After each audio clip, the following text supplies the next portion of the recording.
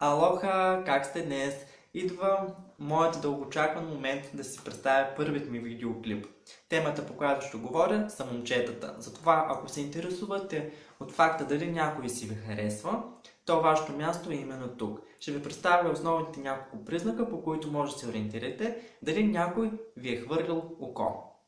Първият признак, по който можете да разберете дали някой има интерес към вас, е контакта с очи. Ако с момчето направите така нареченият контакт с очи, или той ви заглежда малко по-продължително време от нормалното, то това има много голяма вероятност той да има интерес към теб. Съответно, ако момчето е малко по-затворените или по-стремежливи хора, той ще се опитва да ви заглежда малко по-дискретно, с цел вие да не забележите, и когато го хванете в крачка, в действие, той веднага ще обърне поглед на другата страна. Но ако той е от по-отворените и не толкова стремежливи момчета, съответно той ще продължи да ви зяпа дори когато го забележите. Съответно има и друга ситуация, примерно когато сте в компания, да речем, и момчето каже някаква шега, и съответно тогава той започне да следи вашите реакции, дали се смеете, дали искате да чуете повече от него, то това означава, че той отново има интерес към вас. Друг признак, по който може да се ориентирате, е правенето на комплименти. Ако момчето специално отбележи колко добре изглеждаш без причина, то това означава наистина, че той харесва това, което вижда. Съответно, ще дам един малък съвет как е хубаво да се реагира в подобна ситуация. Ако искаш да избегнеш неловката ситуация, е хубаво да приемеш комплимента, като кажеш благодаря или кажеш нещо в сорта bitch style, мислиш ли, или дали, или за друго в момента не се сещам. И така, следващ признак, по който може да се ориентирате, е дразненето. Сигурно си спомняш в детската градина, когато момчета са те блъскали, ръчкали, щипали, скубали с цел да им обърнеш внимание. За съжаление, този тип свалка, за съжаление не се променя с времето, поне не се променя изключително много. Ако момчето започне малко по-така игриво, разбира се, не блъскане, прибиване и така нататък, ако малко по-игриво те ръчка или те занимава или примерно флиртува, това означава, че той иска ти да знаеш, че той те мисли за готина. Съответно, това означава, че той има някакъв вид интерес към теб. Следващ признак, по който можеш да разбереш дали той ти е хвърлил око, е когато забелязва и съответно отбелязва и най-малките промени от теб. Когато, с други думи казано, когато той забелязва, че си с нова прическа, с нов туалет, с нови бижута, примерно, то това отново има голяма вероятност, че той има интерес към теб. Или означава, че просто е супер дрепнав и по-добре бяга от него. Да. Друг признак, по който можеш да разбереш, че той има някаква симпатия към теб, е когато той е нервен. Момчетата по принцип стават нервни, когато си мислят, че ти си един или няколко класа над него и си извън неговите възможности, но той все пак супер много те харесва и прави всичко възможно да те впечатли, но въпреки това той е нервен. И под нервен имам предвид потене, заекване, накъсване на речта, може да бъде при някой по-очистено дишане, скованост, но за друго не се сещам. То, както казах, това е един от сигурните признаци, че той наистина иска да те впечатли. Следващ признак е езикът на тялото. Малко тъпо звучи, защото всичко, което до сега казах е език на тялото, но да. И сега ще поясня какво имам точно предвид. Когато, примерно, представи си някаква ситуация от сорта, че сте седнали един до друг и той постепенно скъсява дистанцията между вас двамата, то наистина това означава, че той има интерес към теб.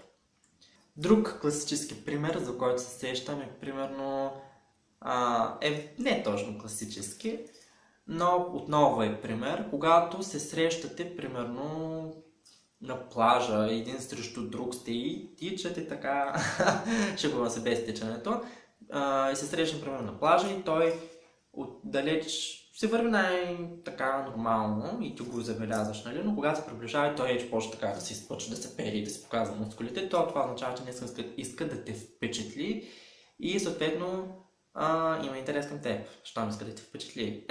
Това е логично. Признак е, когато той е активен, имам предвид когато той ти харесва всяка една снимка в Facebook, Instagram, социалните мрежи, когато ти харесва постовете, дори може да ти ударя по някой друг коментар. Съответно, пише ти всяка вечер как си, що си, търсите с цел да излезете, дори да се поразходите, да отидете до магазина, да му помогнеш да знае какво ще, що си и така нататък. Всичко това е един от повече сигурните признаци, че той наистина те смята за невероятна. Следващия признак, по който можеш да разбереш дали той ти е хвърли око, е когато той ти запомня всяка една дума. Но не в дразнещия вид всяка една дума, а когато примерно си споделила... ще дам друг пример. Когато примерно се оплакваш, че вашите не са ти купили това, много си го искала, но не знам си поради някаква си причина, ти не си успяла да го получиш това нещо и ти е много кофти и тъжно, но въпреки това ще го преживееш. И той запомни това и дори може да ти направи изненада някой ден с именно това, което си искала, но си го получила, то това наистина означава, че ти си специална за него, което означава, че той има интерес към теб и иска нещо много повече от приятелски взаимоотношения. Другият признак е когато той се интересува от това дали си свободна. Какво има предвид по това? Много често момчетата задават някои задават директно въпроса свободна ли си, обвързана ли си, други малко по-заобиколно ти задават въпроса от сорта как върви любовен живот, щастлива ли си, бла бла бла бла бла. И всичко това той го прави с цел да разбере дали има шанс с теб. И тук има една малка тънкост. Ако искаш да го разкараш на момента, по-добре кажи, да, имам сериозна връзка от една година и много съм щастлива и така нататък. Това означава просто разкарай се от тук, няма шанс с мен, да, просто няма шанс с мен. Друг признак, по който можеш да разбереш, е малко по-странен и тук трябва малко повече да си наблюдателна, е когато пушиш цигари. Ако представи си един класически пример,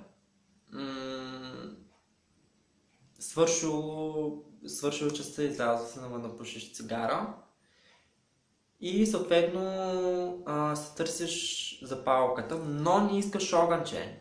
Една много важна подробност. Не си пожелала огънче. Търсиш си къде ти е запалката. И той посегне без да си пожелала е така да ти даде огънче. И след това те заговори. Това наистина означава, че той има интерес към теб и иска да те опознае. Това е за сега. Приятели, ако ви е харесало, ударете по едно рамо, като цъкнете абонирай се. И ме очаквайте следващата седмица, когато ще представим нов видеоклип. И това е. Успешна седмица и всичко най-хубаво. Чао!